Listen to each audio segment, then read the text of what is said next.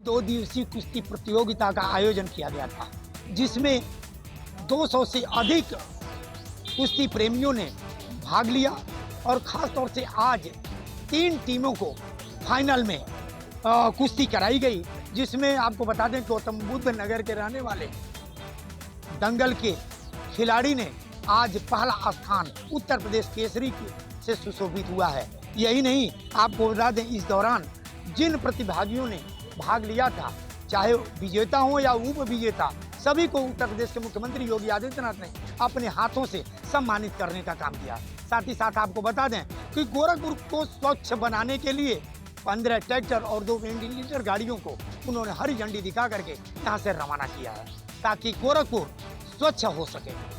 स्वच्छता के मिशन में गोरखपुर नगर निगम भी एक कदम आगे आज और बढ़ा है, जिसे हरी झंडी उत्तर प्रदेश के मुख्यमंत्री योगी आदित्यनाथ ने दिखाकर विपक्षियों की कब्जे वाली सीट पर भारतीय जनता पार्टी अपने लाभार्थियों के द्वारा उस सीट को जीतने की कोशिश करेगी। जी आपको बता दें, भारतीय जनता पार्टी उत्तर प्रदेश की 14 हारी सीटों पर अब विशेष तरह की रणनीति बनाती जा रही है, इसमें लेके कि जितने भी लाभार्थी हैं उनमें 11 लाभार्थियों को ऐसे चुना जाएगा जिनमें जो लाभ वाली जो योजनाएं हैं उनको लेकर अब लाभार्थियों के साथ जन जन तक संपर्क करेगी भारतीय जनता पार्टी। आपको बता दें, प्रधानमंत्री किसान निधि योजना, प्रधानमंत्री उज्ज्वला योजना तहत ऐसी 11 योजनाओं को एक साथ लेके उनके लाभार्थियों के साथ भारतीय जनता पार्टी अब घर घर जाके अभियान शुरू करेगी। फोकस रहेगा 2024 में उन हारी हुई 14 सीटों पर जीतने का, जिनमें भारतीय जनता पार्टी 2019 में कमल नहीं खिला पाई थी। इसके साथ ही साथ आपको बता दें, शीर्ष नेतृत्व प्रधानमंत्री मोदी सहित अमित शाह, जेपी नड्डा, गडकरी समेत तमाम बड़े नेताओं की इन सभी लोकसभा सीटों पर रैलियां भी कराई जाएंगी।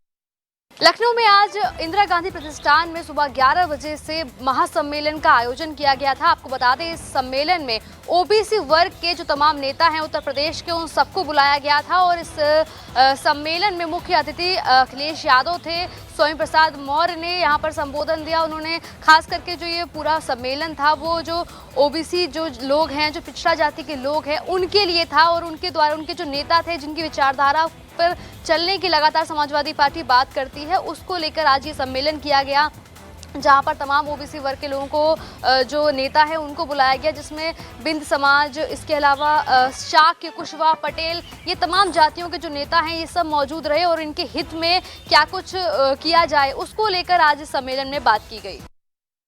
उत्तर प्रदेश पावर कारपोरेशन ने 25 लाख से ऊपर के ठेकों में आरक्षण व्यवस्था को खत्म कर दिया है। हालांकि मामला ये 2007 से लेकर 2012 के दौरान है, जब उत्तर प्रदेश में बहुजन समाज पार्टी की सरकार थी। उस दौरान बीएसपी सुप्रीमो मायावती ने आरक्षण व्यवस्था ठेकेदारी में भी लागू की थी। जो 25 लाख से ऊपर के ठेके थे उसमें एससी और एसटी को आरक्षण दिया गया था। हालांकि अखिलेश यादव ने जब 2012 में वो मुख्यमंत्री बने, उस दौरान इस ठेकेदारी प्रथा को खत्म कर दिया था, क्योंकि आरक्षण ठेकेदारी की व्यवस्था वो खत्म कर चुके हैं। लेकिन बावजूद इसके उत्तर प्रदेश पावर कारपोरेशन ने इस शासनादेश को लेकर अपना आदेश अपने विभागीय तौर पर नहीं जारी किया था, जो कि 11 साल बाद उत्तर प्रदेश पावर कारपोरेशन के कार्मिक विभाग ने प्रदेश के सभी डिस्कॉम के एमडी को जारी कर दिया है। मतलब सीधे तौर पर अब उत्तर प्रदेश पावर कारपोरेशन में 25 लाख के ऊपर के ठेकों में भी एससी एसटी का आरक्षण नहीं होगा। मतलब सीधा है कि अब कोई भी व्यक्ति टेंडर और जो ठेके होंगे उसमें भाग ले सकेगा। उत्तर प्रदेश के डीजीपी विजय कुमार ने उत्तर प्रदेश के सभी जनपदों और पुलिस कमिश्नरेट के लिए सख्त निर्देश जारी किए हैं। ये निर्देश इसलिए जारी किए गए हैं कि उत्तर प्रदेश के 75 जनपदों में जहां पर पुलिस कमिश्नरेट हैं उनको शामिल करते हुए नोडल अधिकारी तैनात किए जाएं। ये नोडल अधिकारी जो वारंट हैं उनको तामील कराने के लिए पूरी कोशिश करेंगे। साथ ही साथ जो भी वारंटी हैं उनके ऊपर कार्रवाई भी करेंगे।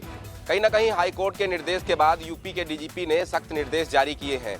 साफ तौर पे कहा है कि उत्तर प्रदेश में जनपदों में जो अपर पुलिस अधीक्षक हैं वो वारंटी की पूरी जिम्मेदारी संभालेंगे, वारंट तामील कराने की जिम्मेदारी संभालेंगे। उसके अलावा जो पुलिस कमिश्नरेट वाले ज़िले हैं वहाँ पर सहायक पुलिस आयुक्त या पुलिस आयुक्त अपराध इस पूरे मामले की जिम्मेदारी संभालेंगे, ताकि समय पर वारंट को तामील कराया जा सके।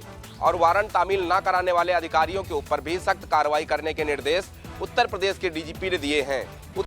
पहाड़ों से निकलने वाला पानी उत्तर प्रदेश की नदियों का जल स्तर लगातार बढ़ाता चला जा रहा है। यानी साफ है लगभग 21 ऐसे जनपद हैं जहां पर जल स्तर लगातार नदियों का बढ़ता हुआ नजर आ रहा है। यानी ऐसे में बाढ़ का खतरा भी अब मंडराने लगा है। साफ ऐसे में 614 गांव ऐसे हैं जो बाढ़ की रगाड़ में है। यानी साफ माना जा रहा है कि जिस तरीके से सीतापुर, लखीमपुर खीरी, बाराबंकी, बहराइच, गोंडा जैसे जनपद जो है वहां पर बाढ़ का खतरा अभी बना हुआ है। यानी साफ है कि ऐसी स्थिति को देखते हुए प्रशासन भी अब अलर्ट हो चुका है। यानी कि स्तर बढ़ते देख जो है प्रशासन ने भी अपनी एनडीआरएफ की टीम मौके पे लगा दी है। साथ ही साथ में गांव वालों को सतर्क रहने के भी इजाजत दी गई है। इसके साथ साथ में अगर बात करते हैं तो जिस तरीके से बचाव कार्यों को पूरा किया जाना है उसको लेकर के सिंचाई विभाग के अधिकारियों को भी अलर्ट।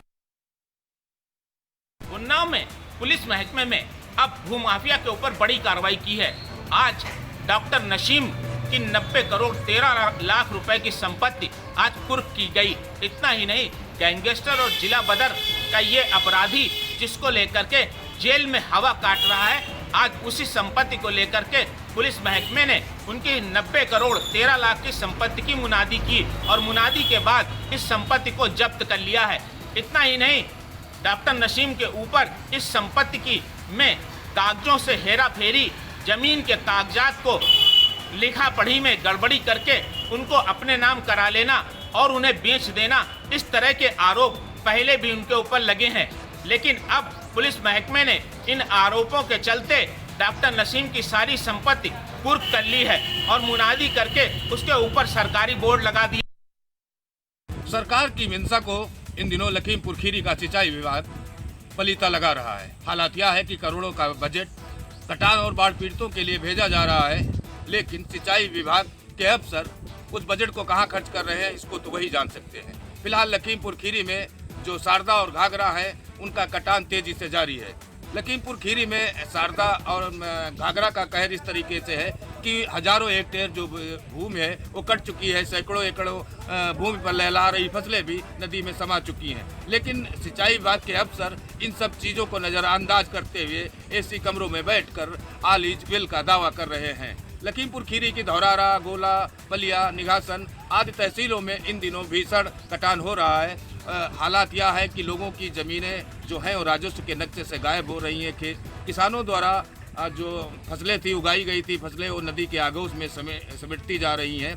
किसान के हालात यह है कि वह भुखमरी की कगार पर पहुंच चुका है। उसके पास 2 वक्त की रोटी के भी लाले हैं। लेकिन लखीमपुर खीरी के अफसर ना तो कोई इमदाद पहुंचा रहे हैं और ना तो ही बाढ़ कटान रोकने का कोई प्रयास कर रहे हैं। इससे साफ जाहिर होता है कि जबकि सरकार की साफ मंशा है, जो सूबे के सीएम है उनका साफ तौर पर कहना है कि बाढ़ और कटान को हर हालत में रोका जाए, लेकिन लखीमपुर के अफसर इस सरकार की इस मंशा को पलीता लगाते जा रहे हैं। ऐसे में देखने वाली बात होगी कि आखिरकार लखीमपुर खीरी के अफसर कब नींद से जागेंगे और इन ग्रामीणों को कटान और बाढ़ से निजात।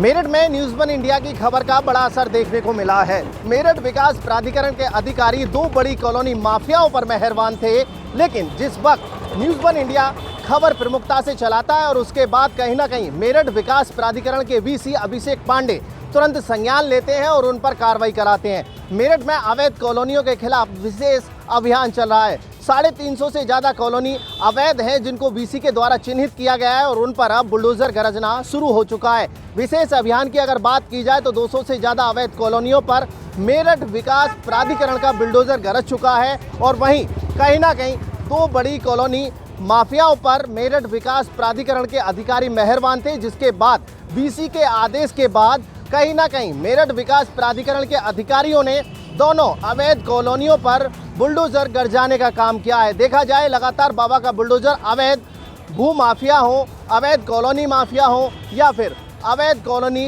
विकसित करने वाले लोगों की उन कॉलोनियों पर लगातार बाबा का बुलडोजर गरज रहा है। और मेरठ की बात की जाए तो 200 से ज़्यादा इस विशेष अभियान में छोटी या बड़ी कॉलोनियों पर बाबा का बुलडोजर गरज चुका है।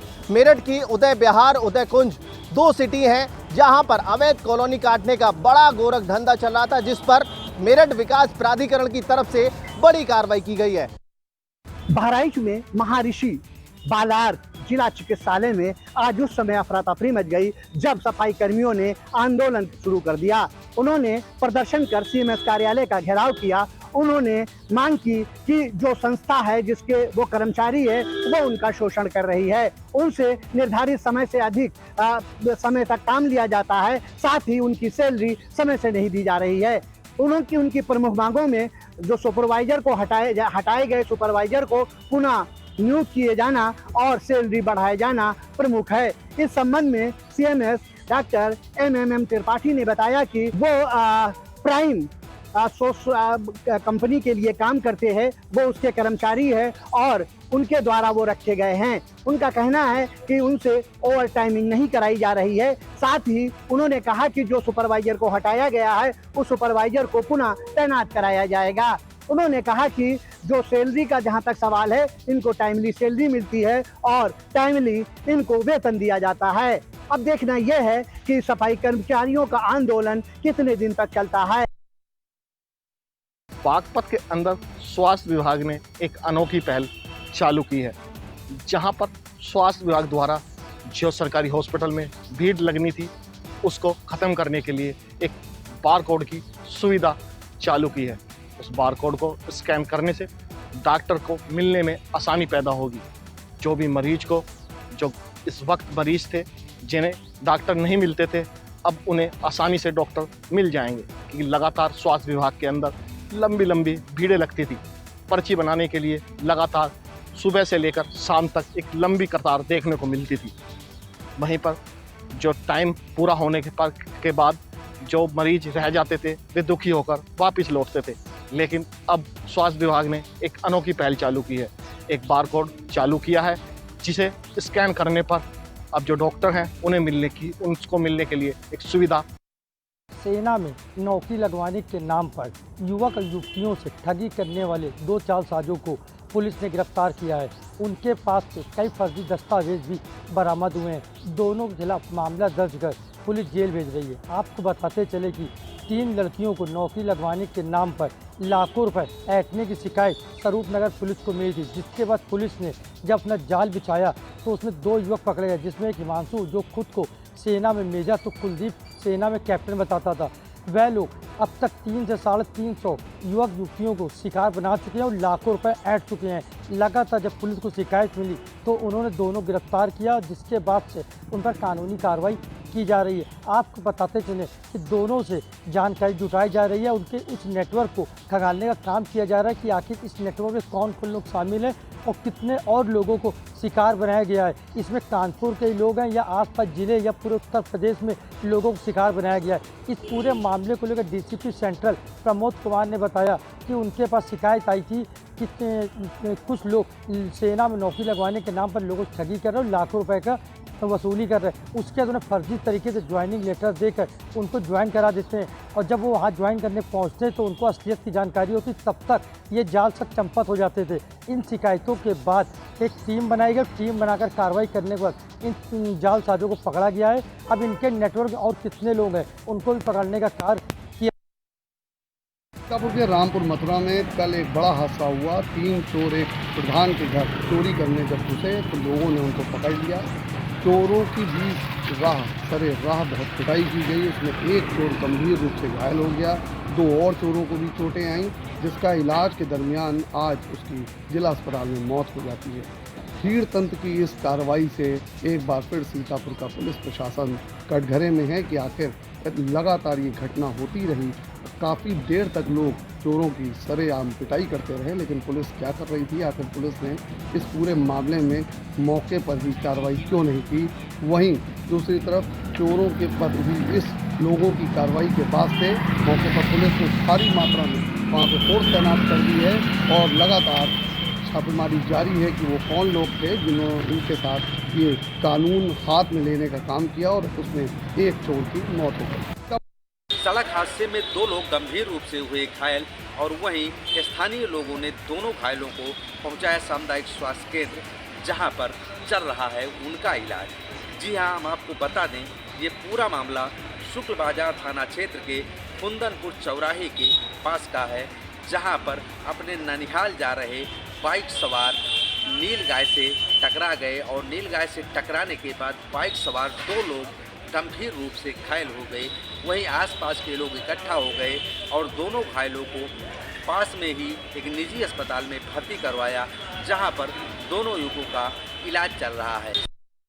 फेल होने के डर से छात्र ने ट्रेन के आकर नीचे खुदकुशी कर ली। पूरा मामला झांसी के बबीना थाना क्षेत्र के शास्त्री नगर क्षेत्र का है, जहां पर रहने वाला छात्र कुछ दिन पहले फेल हो गया था, जो कि इंटरमीडिएट की परीक्षा दे रहा था।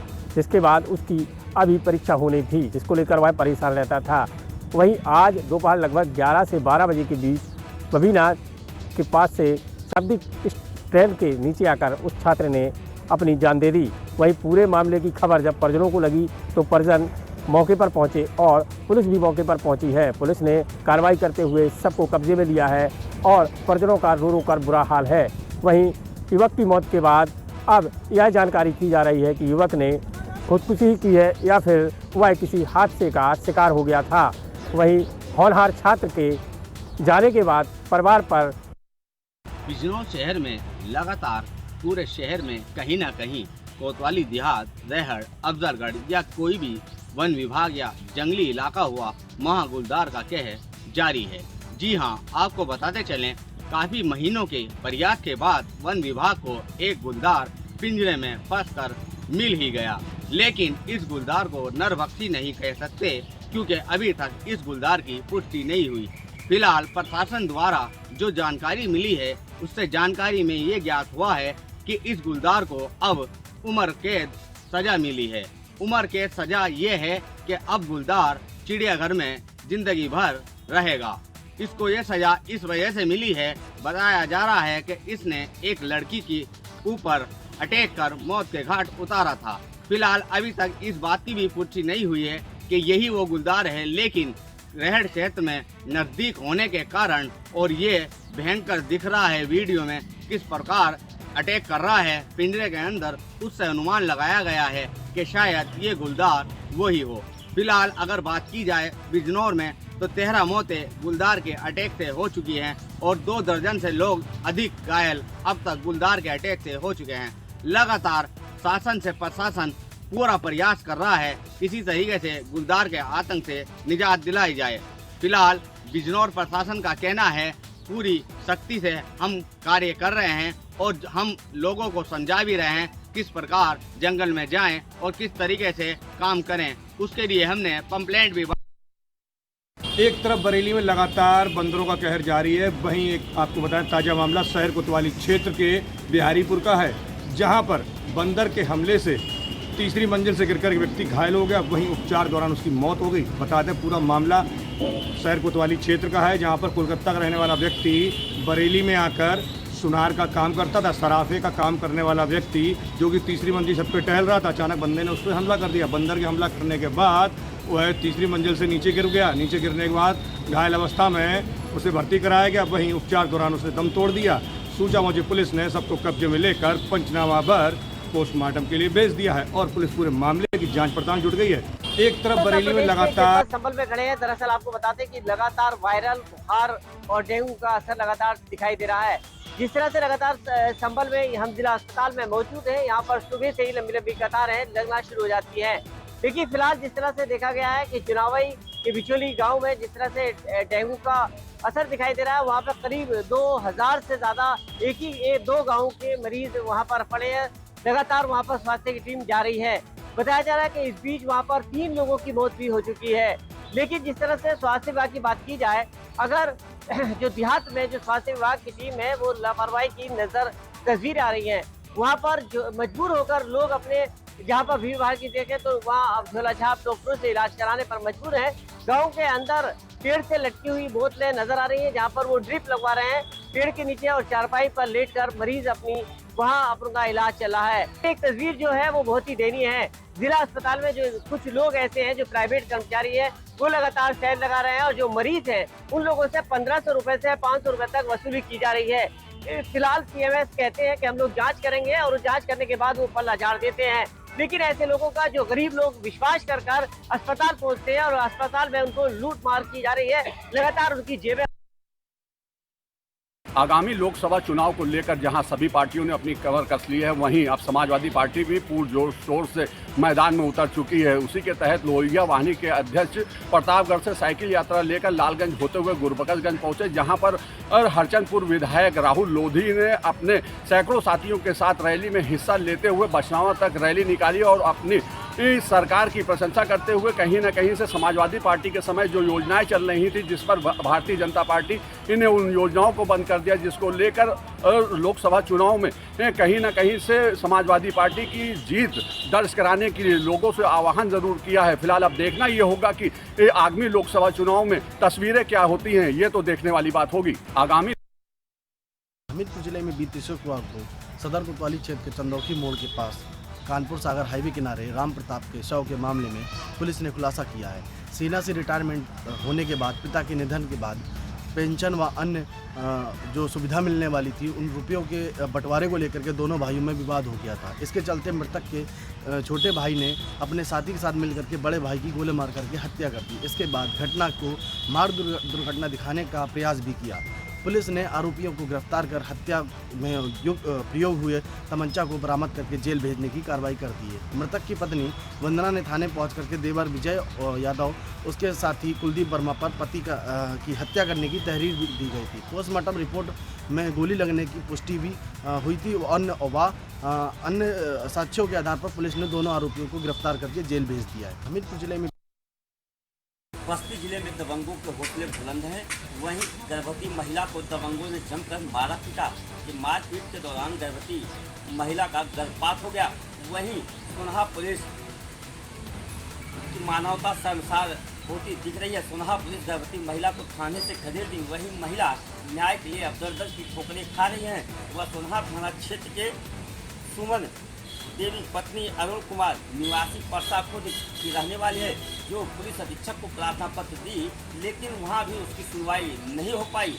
वहीं मुख्यमंत्री व डीजीपी को सुमन ने प्रार्थना पत्र देकर न्याय की गुहार लगाई है। बस्ती जिले में दबंगों के हौसले बुलंद हैं। वहीं गर्भवती महिला को दबंगों ने जमकर मारा पीटा। कि मारपीट के दौरान गर्भवती महिला का गर्भपात हो गया। वहीं